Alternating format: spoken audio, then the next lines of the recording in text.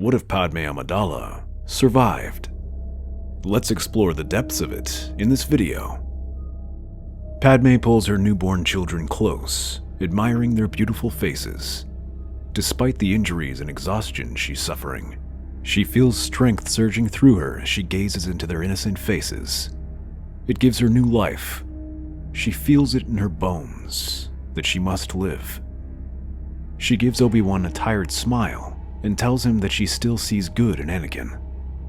The Jedi Master listened, but his face grew grim. He recounted what Anakin had done from the Jedi Purge to their battle on Mustafar. "I'm sorry, my friend, but the man you knew is gone. He now serves the Emperor. The dark side called to him, and he answered. I sensed it within him on Mustafar.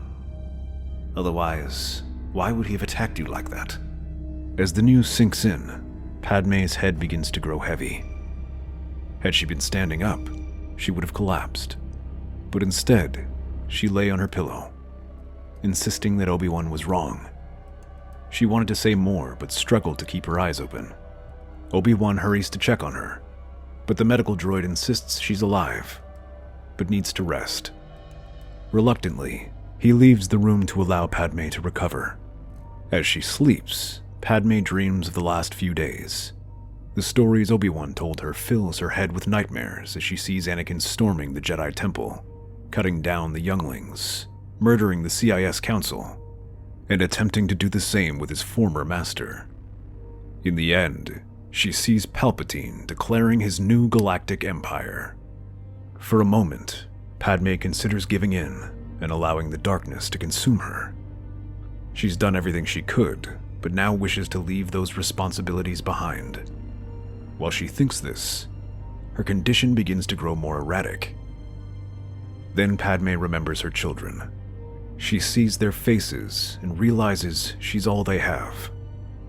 Though she hoped Anakin could be saved, he was now Palpatine's pawn. She is their only remaining parent, and their hope of growing up in a galaxy not ruled by tyranny. As she comes to this realization, her condition stabilizes. It takes several days, but Padme soon becomes healthy enough to travel. Obi-Wan's first suggestion is to go into hiding. The Empire believes she's dead and that she was killed by the Jedi to further demonize them.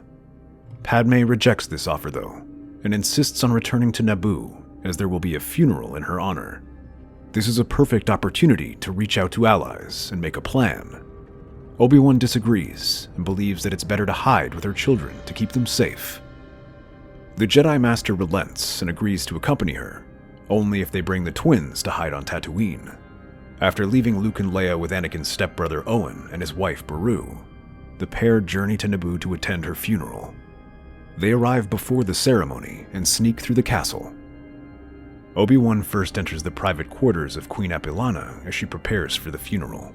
The Queen is shocked and nearly calls for her guards, before being calmed by the Jedi. Despite that, she is hesitant to accommodate him now. The Jedi were held responsible for attempting to overthrow the Republic. While she doesn't fully believe them, the Jedi are now fugitives, and his presence is a major security risk for her planet. He understands her fears, but tells her that if Apilana doesn't believe him, she might believe Padme. The former senator reveals herself, and the Queen falls to her knees, nearly hysterical as she embraces her friend and asks what happened. Padme recounts what happened between Palpatine and Anakin and how they spearheaded this takeover. For Apilana, who never fully believed the claims of the Emperor, she agrees to help Padme. She lays out her plans, providing a list of people to contact after the funeral. The procession is attended by thousands, including the people of Theed, the Gungans, and dozens of foreign dignitaries who served alongside Padme. However, the casket is closed as they do not have a body to show.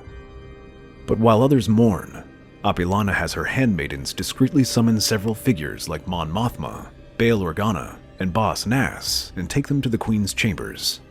To their surprise, they are not greeted by the Queen, but by Padme. The leaders are all shocked, and even more surprised when they hear Padme's story. She explains that she is living proof of the Empire's lies about the Jedi, and if that deception is exposed, it might cause unrest within the Empire. While they are happy to see Padme alive, some leaders are reluctant to try anything drastic as they worry about the Empire retaliating. She assures them, though, that she has a plan. Queen Apilana suggests contacting the Moff of the planet, Quarsh Panaka. Although he does serve the Empire, Panaka had fought alongside Obi-Wan in the past and is loyal to Naboo first and foremost. This makes him one of the few high-ranking Imperials they can trust. The Queen escorts them to Panaka's quarters, saying they have an important guest. As Obi-Wan pulls down his hood and reveals himself, the Moff immediately pulls out a blaster and points it at the Jedi. You should not be here. And you shouldn't be dressed like that. Gray doesn't suit you. Witty as ever, Master Jedi, but still reckless. What are you doing here, Obi-Wan? They said you were dead. They said the Jedi are traitors. You must leave at once. Do you truly believe that, Captain? It's Moff now. But as for your question, I have doubts. But Naboo is part of the Empire now, and the Jedi are traitors. You cannot stay here. The real traitor is the Chancellor. He's orchestrated this entire war so he may build his galactic empire. That includes the blockade of Naboo. Apilana orders Panaka to lower his blaster, but the former captain shakes his head. You're not helping your case, my friend. What you're saying is madness. The Chancellor is one of us. My queen, surely you see that keeping our guest here is dangerous. Apilana says that Obi-Wan is not their guest, and opens the door for Padme to reveal herself. Senator, they said you were dead. Murdered by the Jedi. Padme shakes her head. Taking the Moff's hands, she explains everything that happened to her and the Jedi. She reveals her marriage to Anakin and how he betrayed the Jedi. As the news sinks in, Panaka falls to his knees. No, that can't be. Palpatine represented us for years, through all the troubled times. The man you knew is gone, or he never existed. Whatever the answer, it is our responsibility to stop him. How, Master Jedi? If the Empire gets wind of your presence, they'll send their troops here. That's all part of the plan, my friend. As they begin to plan their next move, a figure slips inside the chambers. The intruder drops her hood and reveals herself to be Ahsoka Tano. She heard everything and wanted to offer her help. A few weeks later, Darth Vader receives a transmission from Naboo. Moff Panaka appears before him, looking visibly nervous. My lord, apologies for the uninvited transmission, but there is an emergency here. Obi-Wan Kenobi has been spotted in the swamps. Can this report be verified? Yes, my lord. I saw him myself. He appears to be headed towards the Gungans domain. Perhaps he hopes to claim asylum there. We should inform the Emperor at once. No. I shall deal with Obi-Wan myself. Darth Vader knew that Palpatine would not allow him to deal with Obi-Wan. For the Emperor, he was just the leftovers of the Jedi Order, and not a real threat, and was happy to let the local troops handle it. But for Vader, this man scarred him, and left him a hollow shell of a being. He would need to deal with the Jedi himself. Taking only his ship, Vader travels to Naboo, where Panaka explains that they have managed to hone in on Obi-Wan. The Sith Lord, Moff, and a handful of Naboo's soldiers head towards the coordinates. True to Panaka's word, Obi-Wan is indeed there. The Jedi doesn't seem surprised to see Vader, and calmly ignites his lightsaber. Before they can cross weapons, another figure calls out his name and steps beside Obi-Wan. Padme pulls down her hood and rushes over to her husband. Vader is too shocked to respond, simply remarking that she should be dead. She says the Chancellor has deceived him, as he did with so much more. His wife pleads with him to listen and leave the Empire, but Vader has another idea. He tells her to join him, and to help him overthrow Palpatine. This way, they could reshape the galaxy how they want. Obi-Wan takes a step closer. That is not your destiny, Anakin. Your destiny is to bring balance to the Force. Silence! Don't think I've forgotten how you've betrayed me. To his shock, Padme looks horrified. She shakes her head and pleads with Anakin to let his anger go, saying this isn't him. To Vader, though, this is only proof that Obi-Wan has turned her against him. Suddenly, he lunges towards Obi-Wan with his lightsaber held high. Before he reaches him, a battle cry sounds across the swamp as Gungans burst out from the trees and bushes, brandishing spears and hurling boomas. The first few explode around the Dark Lord's feet, but one manages to strike him in the side, sending shocks across his body. It temporarily disables his suit systems, but Vader manages to fix it just as Panaka orders his troops to attack and Padme rushes behind them. Their weapons are directed at Vader, who is forced to block their attacks just as Obi-Wan strikes from behind. Vader whirls around and parries the attack just in time. He growls hatefully at the traitors surrounding him and shoves Obi-Wan back. Suddenly, Naboo soldiers and Gungans are lifted into the air and thrown at the Jedi, who moves carefully to avoid hurting them. The two lock swords, sending sparks on the marshy ground underneath them as they slash at one another. Obi-Wan is surprised at the strength of his former apprentice, knowing his attacks weren't as powerful the last time. He finds himself pushed back and has to dive out of the way from one particular attack. No sooner does he move out of the way does a flurry of blaster fire and boomas come raining down on Vader. The Dark Lord blocks these attacks and begins killing the nearest enemy fighters. Panaka rushes at Vader, firing his blaster before it's sliced in half.